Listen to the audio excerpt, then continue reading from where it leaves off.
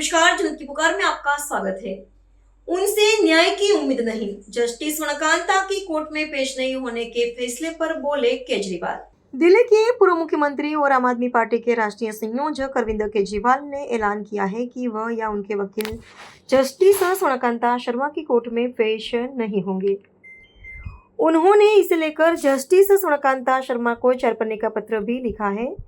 अरविंद केजरीवाल सोमवार को इस मुद्दे पर सामने आए और सोशल मीडिया पर लाइव के जरिए अपनी बात विस्तार से रखी। क्या कुछ कहा, आप खुद ही सुन लीजिए। नमस्कार। जिंदगी में कई बार ऐसे मौके आते हैं जब जीत या हार मायने नहीं रखते। उससे भी बड़ा हो जाता है सही और गलत का सवाल। क्या सही है और क्या गलत है। ऐसे समय में हमें ये तय करना होता है कि हम मुश्किल रास्ता चुनेंगे या आसान रास्ता।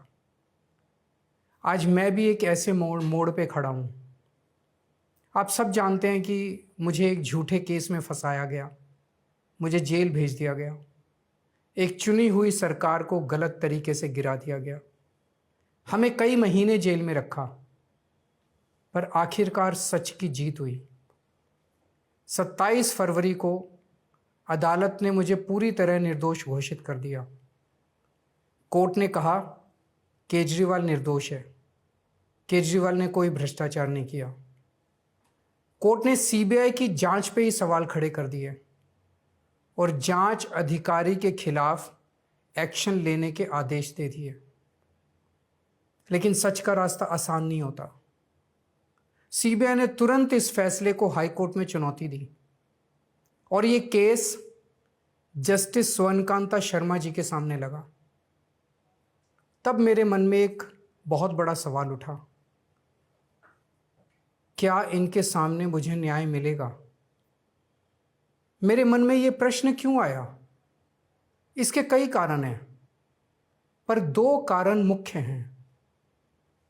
पहला कारण ये कि आरएसएस की जिस विचारधारा वाली सरकार ने झूठे आरोप लगा के मुझे जेल डाला, जज साहिबा ने स्वयं माना है कि उस विचारधारा से जुड़े संगठन अखिल भारतीय अधिवक्ता परिषद के मंचों पे वे कई बार जाती रही हैं।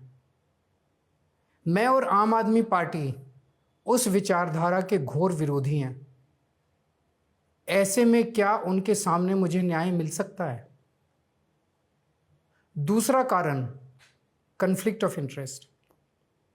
कोर्ट में मेरे विपक्ष में केंद्र सरकार की सीबीआई है और जस्टिस स्वर्णकांता जी के दोनों बच्चे केंद्र सरकार में काम करते हैं। उनके दोनों बच्चे केंद्र सरकार के वकीलों के पैनल में हैं। हमारे सामने कोर्ट में दूसरी ओर से वकील हैं सॉलिसिटर जनरल श्री तुषार मेहता जी। तुषार मेहता जी दोनों बच्चों को केस देते हैं। उन्हें कितने केस मिलेंगे, कौन से केस मिलेंगे, ये तुषार मेहता जी तय करते हैं। भारत सरकार के पैनल में लगभग 700 के करीब वकील हैं, लेकिन जस्टिस स्वर्णकांता जी के बेटे सबसे ज़्यादा केस पाने वाले वकीलों में से एक हैं। उनके बेटे को 2023 से 2025 के बीच लगभग 5,904 केस डॉकेट मिले। इससे उनके बेटे को करोड़ों रुपए की फीस मिली।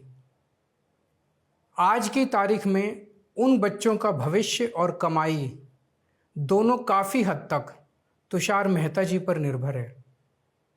तो किसी के भी मन में ये चिंता स्वाभाविक है कि अगर जज साहिबा के बच्चों की कमाई और उनका भविष्य सामने खड़ा वकील तय कर रहा है, तो क्या जज साहिबा उस वकील के खिलाफ फैसला कर पाएंगी?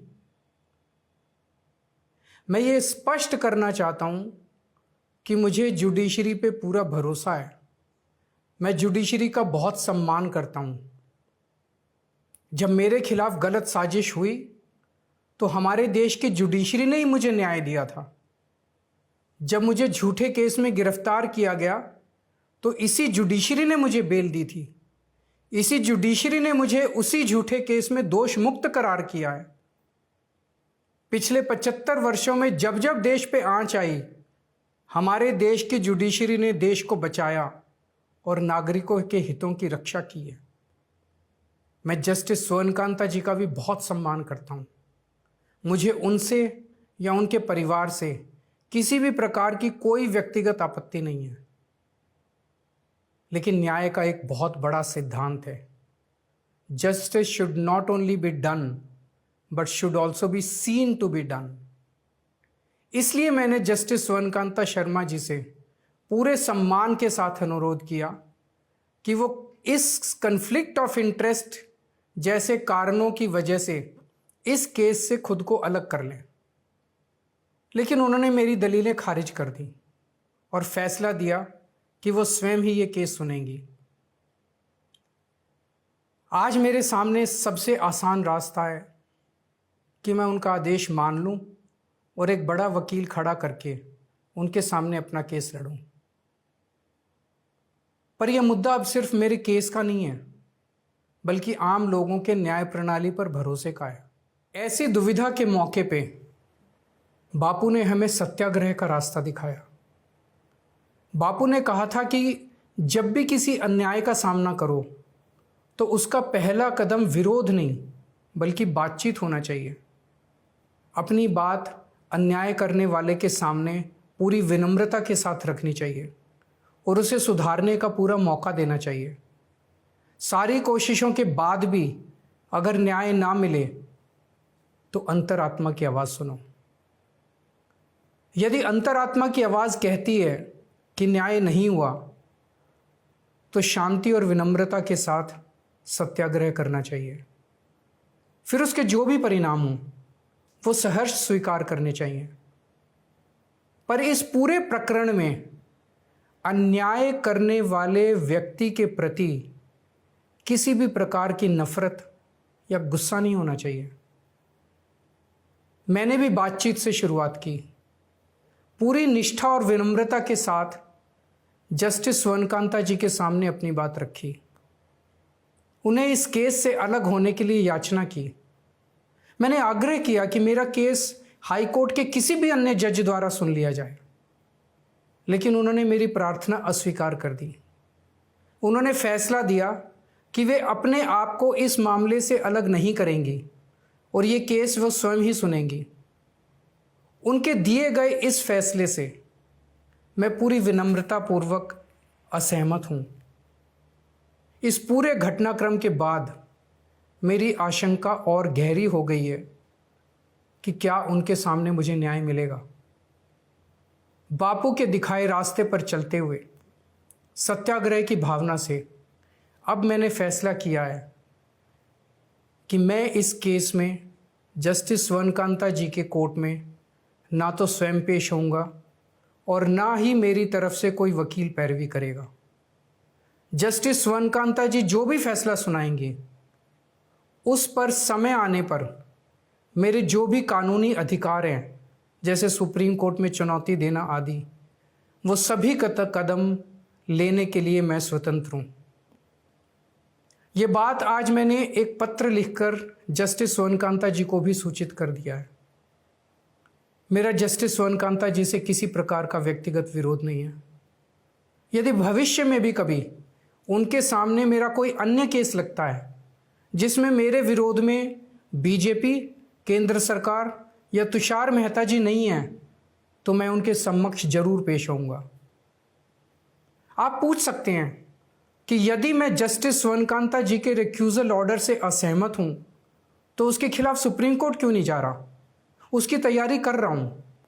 ये पूरा मामला बहुत नाजुक और संवेदनशील है। कानून को ध्यान में रखते हुए, जुडिशरी के सम्मान को ध्यान में रखते हुए और लोगों के न्याय व्यवस्था पर भरोसे को ध्यान में रखते हुए एक एक कदम उठाना है। मैं ये कदम अहंकार या किसी विद्रोह या विरोध की भावना से नहीं उठा रहा।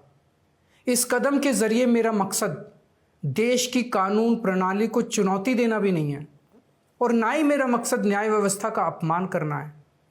इसी केस में मैंने हर स्टेज पे, हर अदालत में अपना पूरा सहयोग दिया है। मैं न्यायपालिका का बहुत सम्मान करता हूँ।